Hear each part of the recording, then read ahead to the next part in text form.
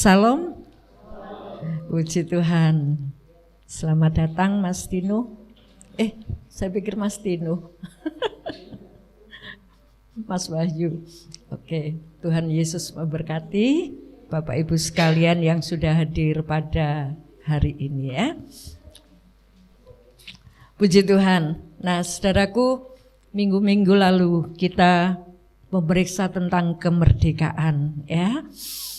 Dan kemerdekaan itu, kemerdekaan kemarin kita bahas kemerdekaan yang sejati ya.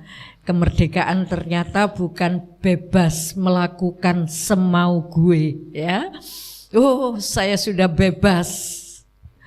Misalnya ini ya. Ndak punya istri atau ndak punya suami, aku sudah bebas. Aku bisa memilih siapapun ya. Bukan itu kebebasan yang sejati ya.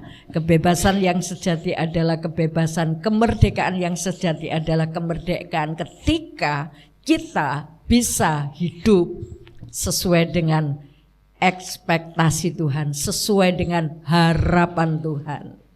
Apa itu? Kita bisa melakukan perintahnya. Kita bisa hubungan dengan Tuhan ya. Puji Tuhan. Pertanyaannya, apakah kita sudah dimerdekakan dan sudah punya kemerdekaan yang sejati itu? Kita bebas berhubungan dengan Tuhan atau masih ada kendala?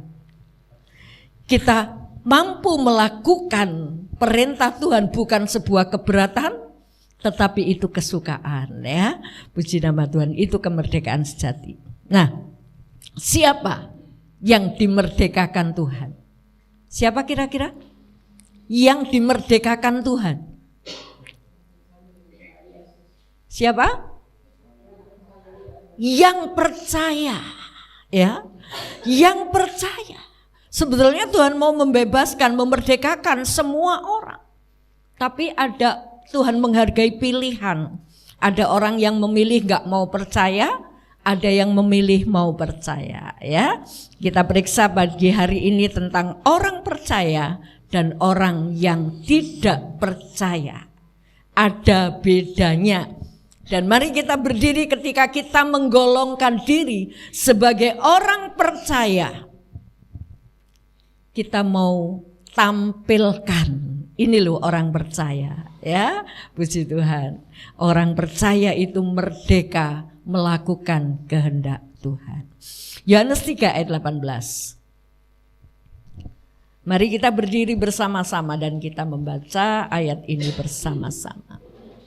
Yohanes 3 ayat 18. 2, 3. Barang siapa percaya kepadanya, ia tidak akan dihukum. Barang siapa tidak percaya, ia telah berada di bawah hukuman. Sebab ia tidak percaya dalam nama Anak Tunggal Allah. Amin. Silakan duduk.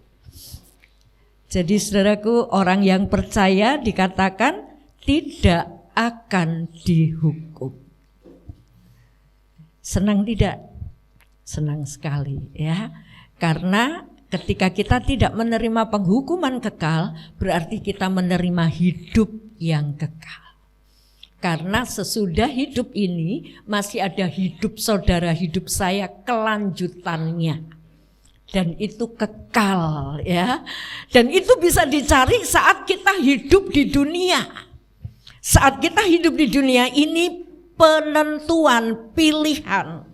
Kita mau hidup kekal dalam hukuman atau hidup kekal bersama Tuhan. Itu pilihan hari ini. Jangan sampai nanti sudah di sana baru iya gitu ya.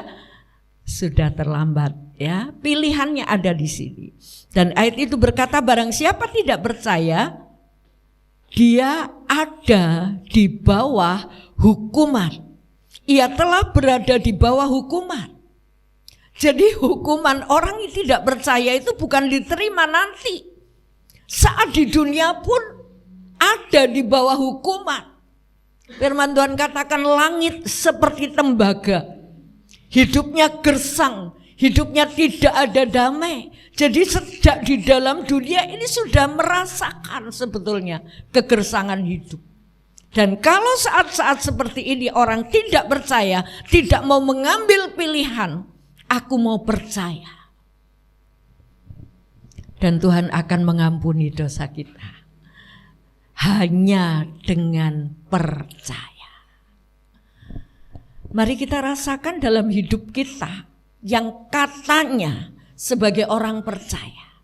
Sudahkah memiliki damai sejahtera itu? Sudahkah kita memiliki sukacita sorgawi itu? Atau kita masih gersak? Aduh telangsa, aku kok urip gini terus, aku kok begini terus, aku susah, aku ditinggalkan keluargaku, aku sendirian, aku susah. Apa itu warna kehidupan orang percaya? Tentu tidak, ya. Jadi bebas dari dosa, merdeka untuk bisa melakukan firman-Nya, dan kita bebas dari hukuman, ternyata bukan karena berbuat baik, ya. Jadi kita bebas dari hukuman bukan karena kita berbuat baik. Mungkin orang di luar sana mengatakan kalau perbuatannya baik berat, ditimbang berat akan masuk surga, ya. Dan kalau ada dosanya yang berat, itu akan dimasukkan neraka dulu. Nah, nanti berapa lama akan dipindahkan ke surga. Ada hamba Tuhan berkata, neraka itu tidak ada pintu exitnya. Ya, tidak ada pintu exitnya. Dan pilihannya itu hari ini, ya. Berbahagialah Bapak Ibu Saudaraku yang hari ini percaya kepada Tuhan Yesus. Yang belum percaya, ambil keputusan segera untuk percaya. Orang di dalam gereja tidak semua percaya, tapi orang yang percaya itu akan melakukan apa yang diperintahkan. Dan tandanya apa? Dia memiliki damai sejahtera. Ya, puji Tuhan. Nah, kita melihat keistimewaan orang percaya. Keistimewaan orang percaya. Tadi kita nyanyi, kasih Tuhan tak bersyarat. Kamu harus melakukan yang baik ini, baru aku mengasihi kamu. Bukan. Kasih Tuhan tidak bersyarat. Hanya percaya pada anak tunggal Allah yang diturunkan ke dunia untuk menanggung dosa kita. Cuma percaya. Tapi efek dari percaya itu luar biasa. Kalau kita mengakui percaya, efeknya hidup kita ada perubahan. Ya, itu efek dari percaya. Tapi kalau percaya sudah bertahun-tahun nggak ada perubahan, hidup masih klewas-klewes saja, nggak ada niat, kerinduan, perjuangan untuk mendekat kepada Tuhan, dipertanyakan, ya, dipertanyakan. Puji Tuhan. Mari kita melihat keistimewaan orang percaya. Efesus 2 ayat 8 dan 9. Sebab karena kasih karunia kamu diselamatkan oleh iman. Itu bukan hasil usahamu tetapi pemberian Allah. Itu bukan hasil pekerjaanmu, jangan ada orang yang memegahkan diri. Amin. Luar biasa ya. Jadi Tuhan itu menyelamatkan kita, bukan menuntut kamu baik dulu. Kalau itu yang dituntut Tuhan, kalau syarat masuk surga, syarat diselamatkan harus berbuat baik. Pertanyaannya, apakah kita bisa berbuat baik terus tanpa dosa? Karena syarat masuk neraka itu dosa satu. Ada 10 hukum Taurat, satu saja dilalaikan, backlist sudah, nyingkir kamu. Dan manusia tidak ada satupun yang bisa menyelamatkan diri karena berbuat baik. Kamu diselamatkan bukan hasil usahamu, tapi pemberian Allah. Kenapa kita diberi? Karena kita percaya. Dan saya merindukan Bapak Ibu yang hari ini hadir. Kita mau benar-benar percaya dan buktikan itu dalam sikap hidupmu. Aku orang percaya. Dan orang percaya itu mentaati perintah-perintahnya. Coba kita baca Roma pasal 10 ayat 9. Sebab jika kamu mengaku dengan mulutmu bahwa Yesus adalah Tuhan dan percaya dalam hatimu bahwa Allah telah membangkitkan Dia dari antara orang mati, maka kamu akan diselamatkan. Iya. Mengaku dengan mulut, percaya dalam hati, kamu diselamatkan. Ini keistimewaan. Kalau orang lain merasa ini gak nalar, masa cuma percaya saja selamat, kalau gitu bebas saja berbuat dosa. Itu orang yang tidak percaya, ya. Kalau orang percaya hanya ingin masuk surga dan tidak menyertai perbuatan baiknya, saudaraku, ini bukan orang percaya. Ini orang yang tidak menghargai pengorbanan Tuhan yang hari ini kita peringati. Ya. Itu keistimewaan orang percaya. Kita bebas dari dosa, kita diselamatkan bukan perbuatan baik, tetapi ketika kita mengaku dengan mulut kita, ketika kita percaya dalam hati kita. Haleluya, kamu diselamatkan. Yang kedua, orang percaya itu memungkinkan untuk tidak berdosa, ya. Ini jangan dilewatkan ayat ini, ya. Jadi jangan sampai kita cuma percaya, bore aku sudah diselamatkan, ya. Tetapi ini loh efek orang yang percaya, memungkinkan seseorang untuk tidak berdosa. Coba dibaca 1 Yohanes 3 ayat 6. Karena itu setiap orang yang tetap berada di dalam Dia tidak berbuat dosa lagi. Setiap orang yang tetap berbuat dosa tidak melihat dan tidak mengenal Dia. Ya, setiap orang sudah percaya tapi masih berkecimpung dalam dosa. Bukan berarti orang yang sudah percaya itu kemudian tidak bisa berbuat dosa sama sekali. Sesekali mungkin bisa jatuh tapi tidak tinggal di dalam dosa. Dan kalau kita mengenal Dia, kita akan segera sadar, loh, aku kok di sini, gitu ya. Aku kok berkecimpung dalam lumpur dosa. Tuhan tolong saya. Jadi orang berdosa orang percaya memungkinkan dia meminimalisir perbuatan dosanya, makin hari makin nol. Dan kalau sudah nol sempurna, kita diangkat oleh Tuhan, ya.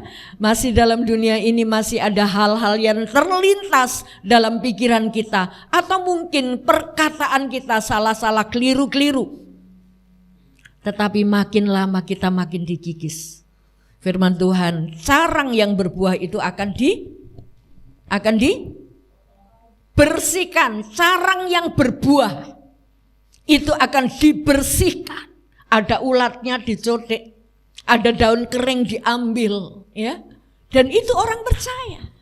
Kalau mengeluarkan buah semakin dibersihkan oleh Tuhan. Dan ayat itu berkata, karena setiap orang yang tetap berada di dalam Dia tidak berbuat dosa lagi.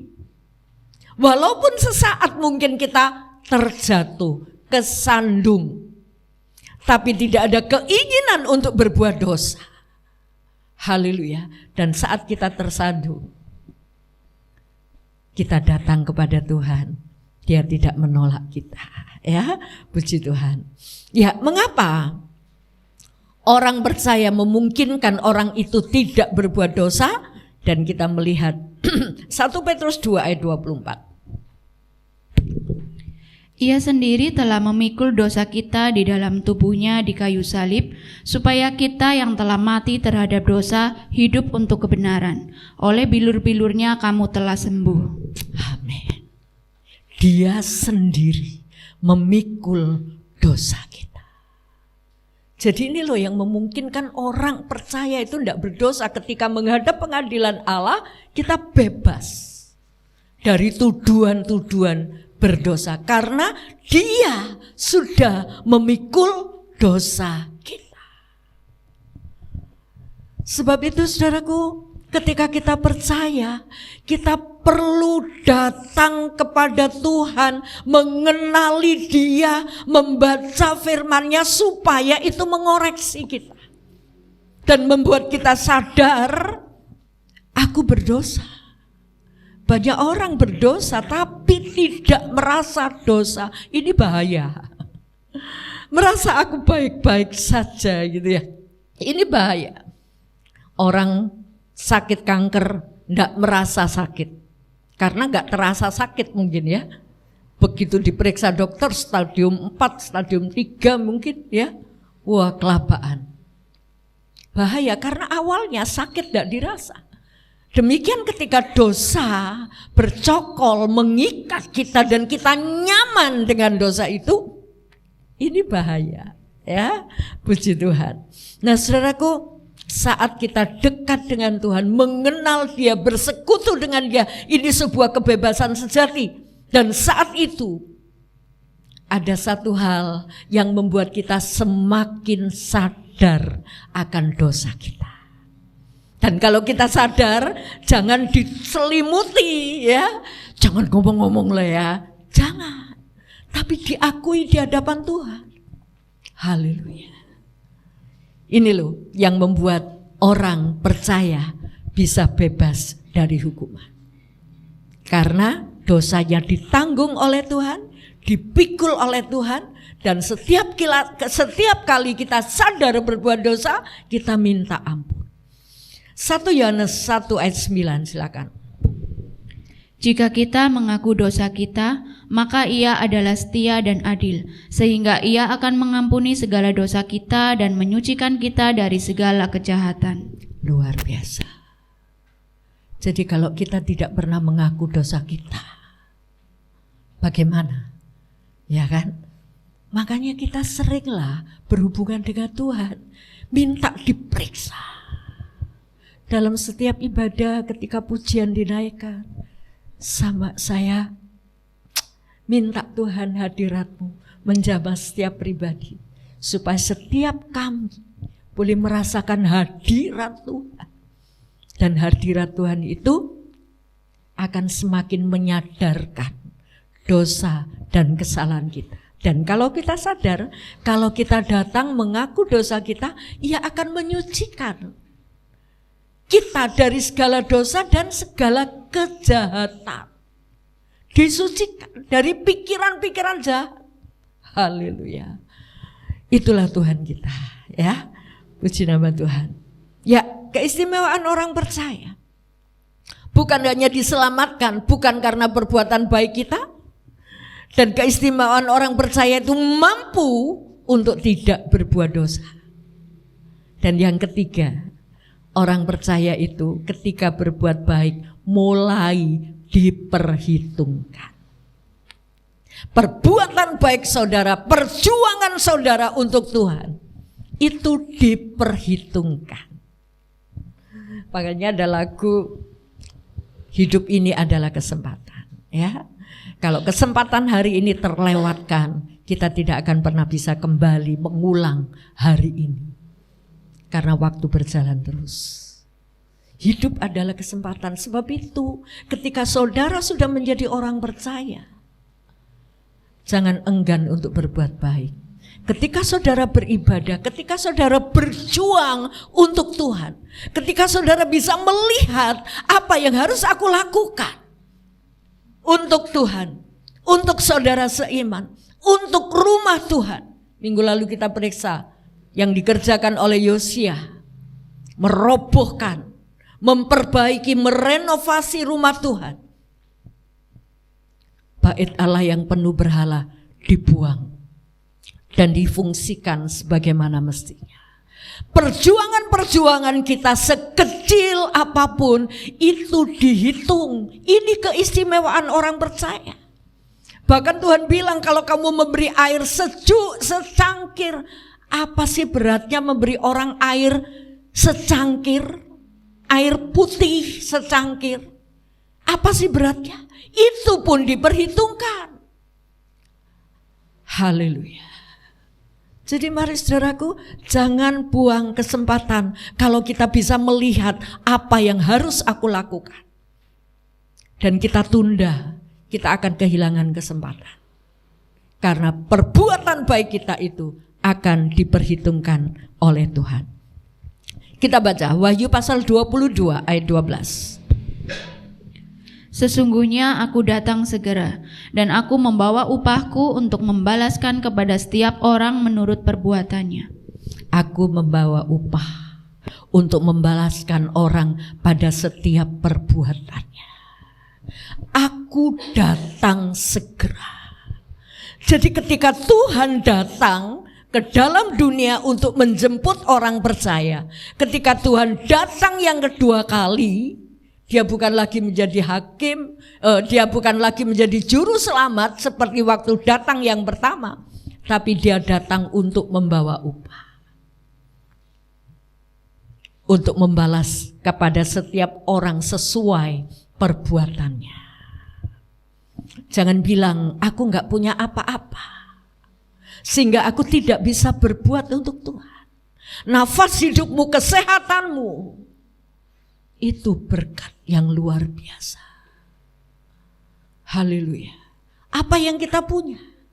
Kita tidak perlu membandingkan orang lain yang punya berkat banyak dan kita bilang aku gak punya apa-apa sehingga aku gak bisa berbuat untuk Tuhan. Dan selamanya tidak akan pernah bisa berbuat. Orang yang macam ini sampai diberkati banyak pun dia akan bilang aku gak bisa. Karena tidak ada niat berjuang untuk bisa melakukan apa yang baik di mata Tuhan. Haleluya. Dan Tuhan membawa upah sesuai perbuatannya. Kalau perjuangan kita tidak melihat kelelahan atau kecapean atau kehilangan waktu kita, tenaga kita, harta kita mungkin untuk kemuliaan Tuhan, itu diperhitungkan sesuai perbuatan kita. Upah itu dibawa oleh Tuhan dan diberikan. Sebab itu ada ayat mengatakan jangan jemu berbuat baik. Karena kalau kamu tidak menjadi lelah, kamu akan menerima upahnya. Yang dilihat Tuhan itu bukan jumlah, tetapi tekad dalam kehidupan kita. Aku mau melakukan untuk Tuhan sekalipun aku harus mengorbankan kenyamananku. Sekalipun aku harus mengorbankan apa yang aku miliki. Tapi kalau orang punya kesadaran apa yang aku miliki ini dari Tuhan, it's okay ketika kita melihat pekerjaan Tuhan butuh, kita rela melepaskannya. Haleluya. Nah saudaraku, jadi Tuhan datang untuk membawa upah. Dan upah itu sesuai perbuatan kita. Ya, mari, Tuhan tidak melihat jumlah berapa besar yang sudah kita persembahkan. Tapi ini loh, perjuangan dalam hati. Tekad, aku harus ya. Puji Tuhan. Kalau ada seorang bekerja di kantor, sudah diterima, kemudian diberitahu kamu gajimu sekian, 5 juta sebulan. Kemudian kerjanya, aduh aku masih capek, besok aja lah.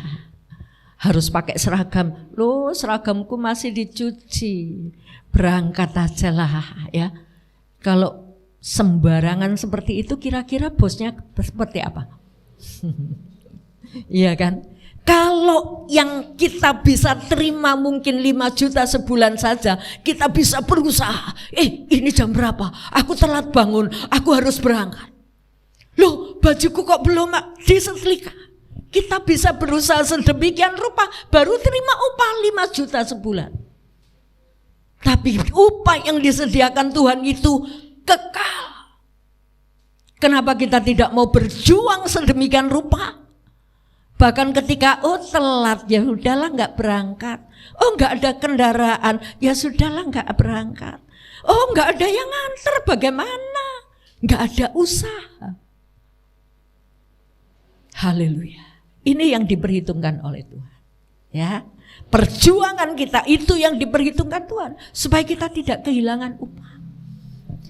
Yang kedua, upah apa yang Tuhan sediakan? Kita melihat 2 Korintus 9 ayat 6. Camkanlah ini, orang yang menabur sedikit akan menuai sedikit juga, dan orang yang menabur banyak akan menuai banyak juga. Iya. Jadi upah itu sesuai dengan taburan. Kalau menabur benih, berani menyisihkan panen 1 kintal, tak sisihkan karena lahannya luas ya, tak sisihkan 2/10 kintal. Saya tabur, yang akan dituai banyak. Kemudian kalau kita menabur hanya 1 kilo saja, minta tuaian banyak, dari mana? Sistem tabur tuai itu berlaku. Haleluya. Ya, ini upah yang akan Tuhan berikan kepada kita. Menabur banyak, menuai banyak. Tapi kalau menabur sedikit, menuai pun sedikit. 1 Korintus 15 ayat 58.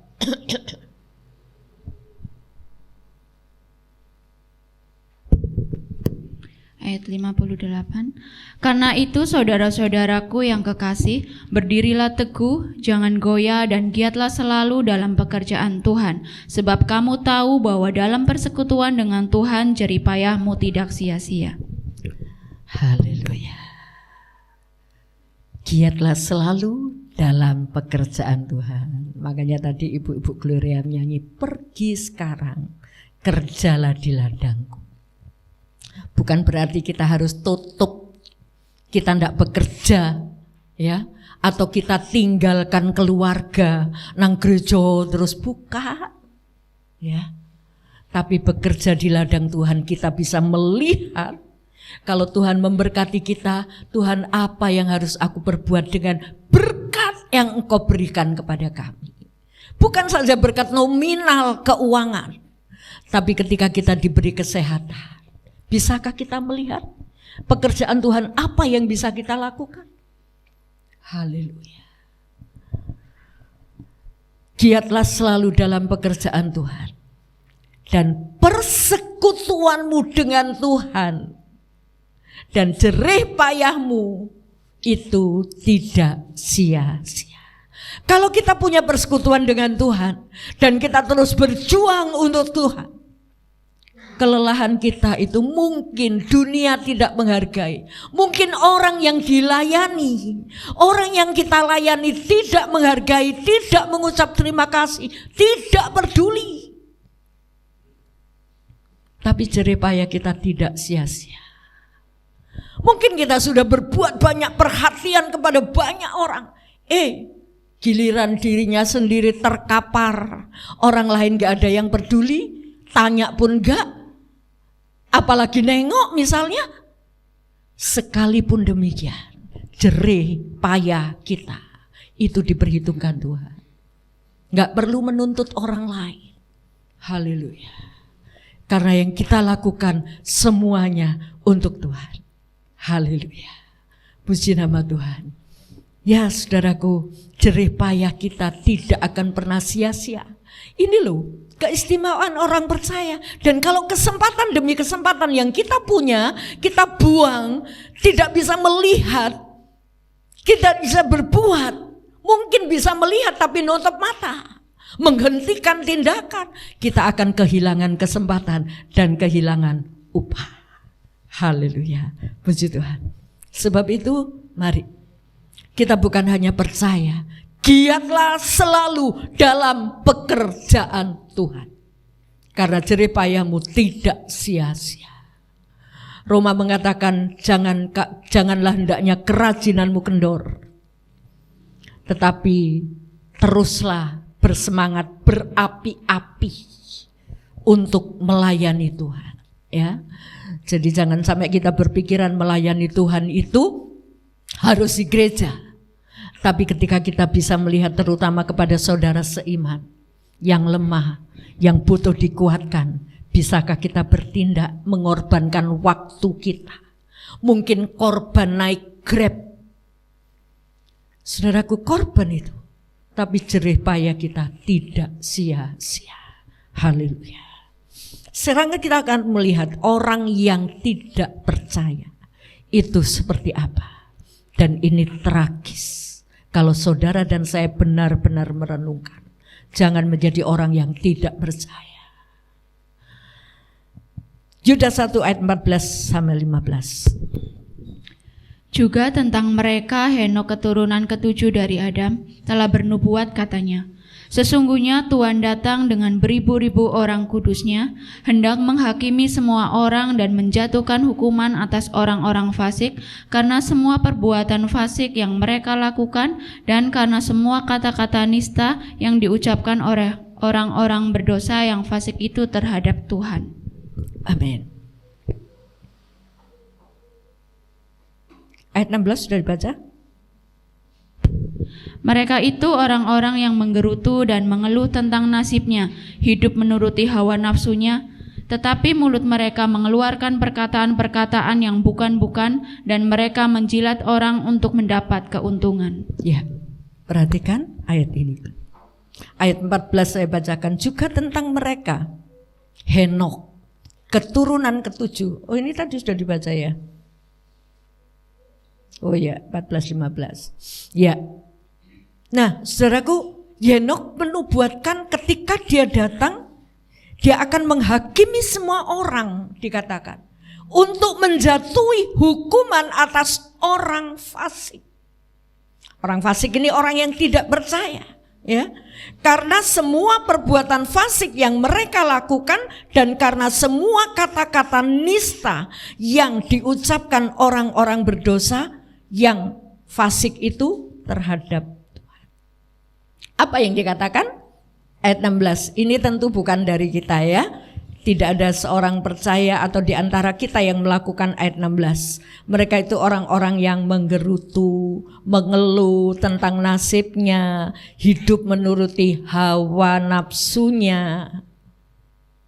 Dan mulut mereka mengeluarkan perkataan-perkataan yang bukan-bukan. Dan menjilat orang untuk mendapat keuntungan. Kadang-kadang ini bisa terjadi terhadap seorang hamba Tuhan pun, ya, tidak menutup kemungkinan. Tapi hamba Tuhan yang benar-benar merendahkan diri, yang merdeka berbuat baik, apapun yang dihadapi, kesukaran seperti apapun, dia akan menunjukkan sukacita karena penyertaan Tuhan. Haleluya, puji Tuhan. Nah, saudaraku, ini loh, orang fasik itu akan dihukum, dihakimi sesuai perbuatannya juga, dan apa? Akan dijatuhi hukuman. Tapi ketika Tuhan Yesus datang melihat orang yang percaya, dia tidak menjatuhi hukuman, tapi memberi upah. Tapi beda ketika dia datang mendapati orang yang tidak percaya. Orang yang tidak percaya itu akan mendapat penghukuman. Jangan sampai kita ada di golongan orang percaya, tapi kita masih menggerutu, bahkan melemparkan kata-kata, ya, penggerutuan. Haleluya. Ini akan kita kikis, ya. Puji nama Tuhan. Dan kita sebagai orang percaya, kita tidak akan menerima itu. Karena ketika kita bersekutu dengan Tuhan, Tuhan semakin menyadarkan dosa kita, kita semakin disucikan. Haleluya. 2 Tesalonika 1 ayat 8 dan 9. Ini kehidupan orang yang tidak percaya. Dan mengadakan pembalasan terhadap mereka yang tidak mau mengenal Allah dan tidak mentaati Injil Yesus Tuhan kita. Mereka ini akan menjalani hukuman kebinasaan selama-lamanya, dijauhkan dari hadirat Tuhan dan dari kemuliaan kekuatannya. Yang tidak mau mengenal Allah, dijauhkan Tuhan. Saudaraku, sekarang pertanyaan, ketika kita sudah diselamatkan atau ketika kita sudah percaya kepada Tuhan Yesus, ya, apakah kita punya minat?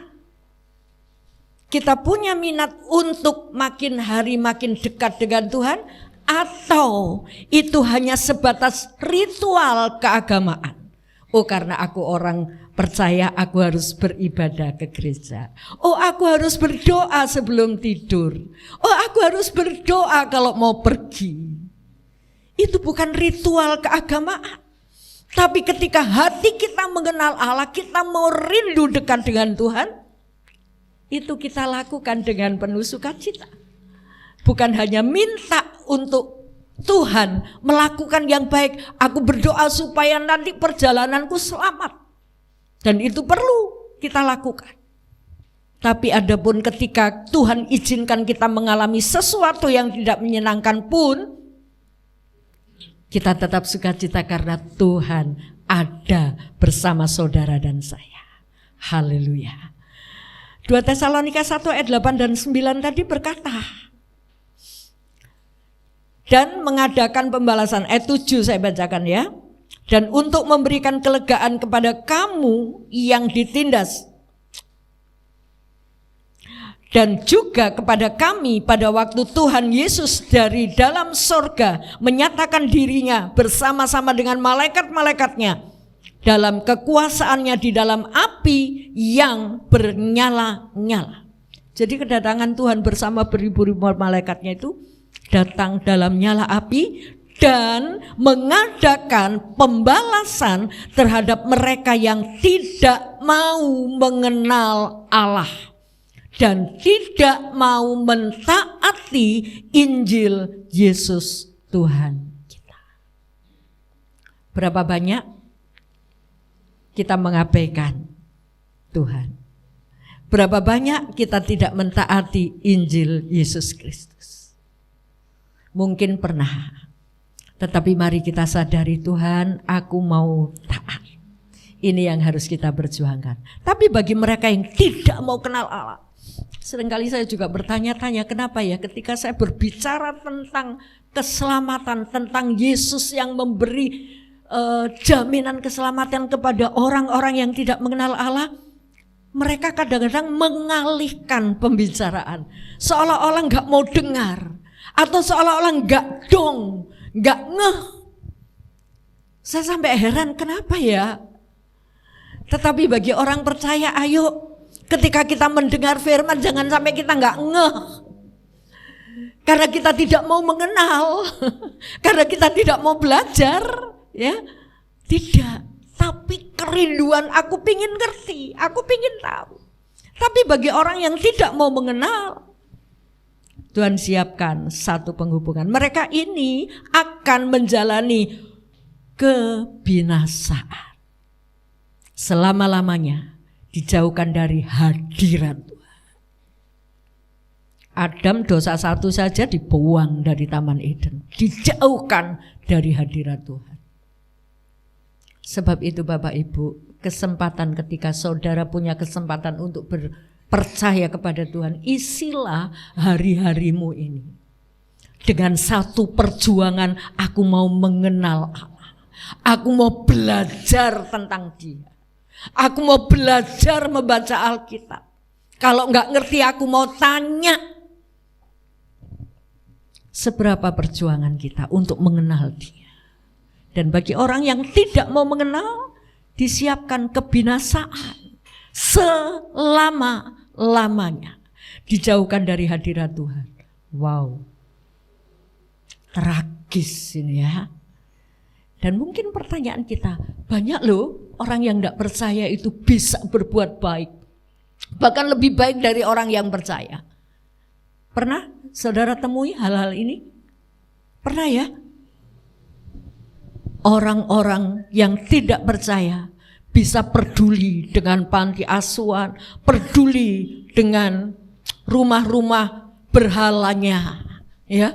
Mereka berani korbankan untuk persembahan-persembahan itu. Bisa kan? orang tidak percaya berbuat baik. Tetapi orang yang tidak percaya, perbuatan baik sepenuh apapun tidak diperhitungkan oleh Tuhan. Hanya orang percaya yang diperhitungkan. Sebab itu ketika perbuatan baik saudara dan saya, perjuangan kita itu diperhitungkan Tuhan, jangan buang kesempatan ini. Jangan pikir, besok kan masih ada. Loh lah bagaimana lagi, wong begini. Saudaraku, perjuangan, ya. Tadi malam saya bilang pada seorang muda, integritas, kredibilitas itu harus kita punya. Apa itu? Kepercayaan yang Tuhan berikan. Kita bisa menangkap kepercayaan Allah dan kita melakukan sesuai harapan Tuhan. Orang bisa dipercaya itu berharga daripada orang pandai. Orang pandai, sepandai apapun, kalau tidak bisa dipercaya, tidak punya integritas, tidak punya kredibilitas, orang ini tidak bisa dipakai. Haleluya. Nah saudaraku, kenapa orang-orang yang berbuat baik itu tidak diperhitungkan oleh Tuhan? Yesaya 64 ayat 6. Demikianlah kami sekalian seperti seorang najis dan segala kesalehan kami seperti kain kotor. Kami sekalian menjadi layu seperti daun dan kami lenyap oleh kejahatan kami seperti daun dilenyapkan oleh angin. Iya, itu perbuatan baik orang yang tidak percaya itu seperti kain kotor, ya. Bahkan semakin lingsut. Ya, saya bacakan ulang. Yesaya 64 ayat yang ke-6. Demikian kami sekalian seperti orang najis. Ya. Orang yang najis dari segala dan segala kesalehan kami seperti kain kotor. Kami sekalian menjadi layu seperti daun.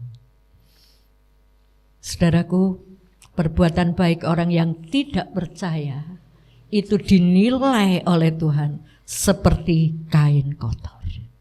Kalau perbuatan sekecil apapun yang dilakukan oleh orang percaya itu dihargai Tuhan, kenapa kita berhenti untuk berbuat baik? Kenapa kita menunda untuk berbuat baik? Padahal perbuatan baik yang dilakukan oleh orang yang tidak percaya itu dinilai Tuhan seperti kain kotor. Siapa mau pakai? Bahkan orang mau habis pegang gombal saja cuci tangan. Haleluya. Perbuatan baik orang tidak percaya tidak ada nilainya di hadapan Tuhan. Makanya ketika orang berkata dengan pemahaman akalnya, kalau perbuatan baiknya banyak, dia akan masuk surga, mendapat pahala. Dari mana? Padahal firman Tuhan itu jijik dengan perbuatan baik orang yang tidak percaya, orang-orang fasik. Haleluya. Mari Bapak Ibu kita menghargai waktu-waktu yang Tuhan berikan, karena saudara ini spesial di hadapan Tuhan. Saudara ini spesial di hadapan Tuhan. Sebab itu apa yang kita lakukan untuk kemuliaan Tuhan akan mendapat balasan. Bahkan firman Tuhan mengatakan, Tuhan tidak pernah berpiutang dengan orang-orang yang memiutangi Tuhan. Memberikan mungkin sesuatu, tenaganya, waktunya, pikirannya. Tuhan tidak akan pernah tinggal dia. Ayo kita melihat diri kita ada di mana. Sudahkah aku berpikir? Sudah aku melihat? Sudahkah aku bertindak dengan apa yang Tuhan perlihatkan di depan saya? Ataukah kita menunda, besok sajalah, ya, masih ada waktu, kita kehilangan kesempatan untuk menerima upah. Sebab itu kesempatan hidup ini adalah sebuah kesempatan, saudaraku, untuk mengumpulkan upah, ya. Tapi ingat, bukan berbuat baik untuk mendapat upah, itu dibuang. Motivasi itu dibuang. Karena tidak mendapat upah pun kita layak berbuat baik untuk mengucap terima kasih. Karena saudaraku, kita perlu berbuat baik bukan semata-mata untuk dapat upah. Enggak sebanding dengan pengorbanan Tuhan. Haleluya. Kalau pengorbanan Tuhan yang demikian besar, kita balas dengan perbuatan baik, enggak notot, enggak nyocok. Tetapi luar biasanya, sekalipun kita berbuat baik tidak ingin mendapat upah, Allah pun menyediakan. Jadi saudaraku, perbuatan baik saudara dan saya miliki motivasi bukan untuk mendapat upah, sekalipun itu disediakan oleh Tuhan. Tapi berbuatlah baik karena engkau sudah berbuat baik untuk aku. Haleluya. Puji Tuhan. Mari Bapak Ibu yang dikasih Tuhan, kita mau berbuat baik karena kita mengucap syukur. Gak diupahi gak apa-apa Tuhan, gitu ya. Aku gak dapat balasan gak apa-apa Tuhan, karena nyawamu itu lebih besar. Haleluya. Puji Tuhan. Nah saudaraku, ayo makin hari makin kita kenal Tuhan, makin memperbaiki kehidupan percaya kita. Jangan mandek, stagnan di sini. Sing penting aku wis percaya. Tapi berjalan lebih mengenal Tuhan, ya. Haleluya. Hanya oleh pengorbanan Tuhan saudara diselamatkan. Dan setelah itu kita perlu mengenal, kita perlu mentaati, dan kita melakukan yang baik di mata Tuhan.